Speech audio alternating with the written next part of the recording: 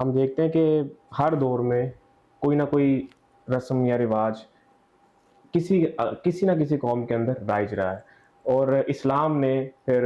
یا کوئی بھی مذہب نے اس کی اصلاح وقتاً فوقتاً کی ہے۔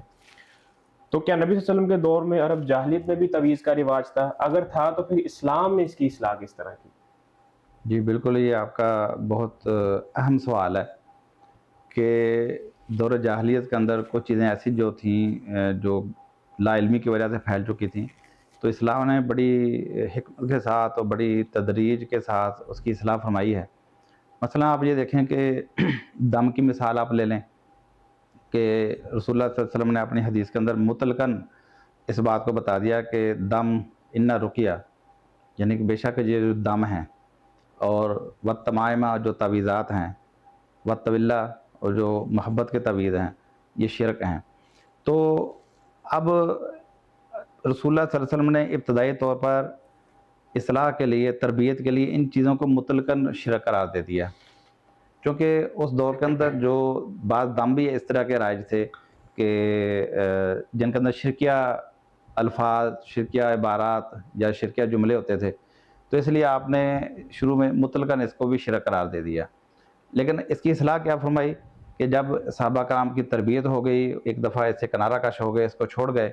تو پھر آپ نے ایک حدیث کے اندر آتا ہے کہ آپ نے فرمایا کہ جو تم دم کے طور پر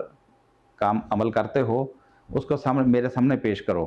صحابہ بیان فرماتے ہیں کہ ہم اپنے جو دم تھے اس کو آپ کے سامنے پیش فرماتے تو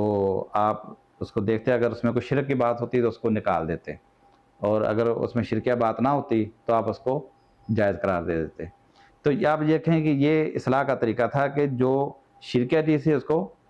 نکال دیا، جو جائز تھی، مستحب تھی، اس کو جاری رکھا۔ لیکن جو تویز گنڈے، گھونگے مونگے، کڑے چھلے، منکے یا اس طرز کی جتنی بھی چیزیں جو لوگ اس مقصد کے لیے استعمال کرتے تھے، نفع نقصان کے لیے، بلاؤں سے بچنے کے لیے، نظر بد سے بچنے کے لیے، آپ نے جس طریقے سے شرکیہ دم کی جگہ پہ اسلامی دم بتا دیا کہ اس کے اندر شرک نہیں ہونا چاہیے، اسلامی دم یہ ہے، لیکن آپ نے شرکیہ تویز کی جگہ پہ، شرکیہ تمیمہ کی جگہ پہ کوئی اسلامی تویز، کوئی قرآنی تویز، کوئی قرآنی تمیمہ جو ہے وہ جاری نہیں فرمایا۔ کسی صحابی کو اس کی تعلیم نہیں دی کہ چلو جی پہلے جو تم تویز لکھتے تھے یا پہلے جو جاہلیت کے اندر جو تویز پہنے جاتے تھے اس کے اندر تو فلاں فلاں شرک تھا، لیکن اب تم جو ہو اس کی جگہ پہ یہ قرآنی تویز یا اسلامی تویز اس طریقے سے بنا کے پہن سکتے ہو جس طریقے سے دم کی آپ نے اجازت دی ہے۔ تو لہذا تویز کی کسی کی بھی شکل چاہے ہو، قرآنی ہو غیر قرآنی ہو، آپ نے کسی صحابی کو اس چیز کی تعلیم نہیں دی۔ تو آپ یہ دیکھ سکتے ہیں کہ جو چیز شرک تھی اس کو یا مستقبل کے اندر مزید گمراہی کا سبب ہو سکتی ہے، آپ نے اس کو اجازت دی ہی نہیں کسی بھی شکل میں، کسی صحابی کو اس کی تعلیم و تربیت نہیں دی، لیکن دم جو تھا اس کی رخصت دے دی، اس میں شرکیہ چیز نکال دی اور جو باقی تھا اس کو جائز رکھا۔ تو یہ تھی رسول اللہ صلی اللہ علیہ وسلم کی تربیت۔ جی ٹھیک ہے، آپ کی بات واضح ہے۔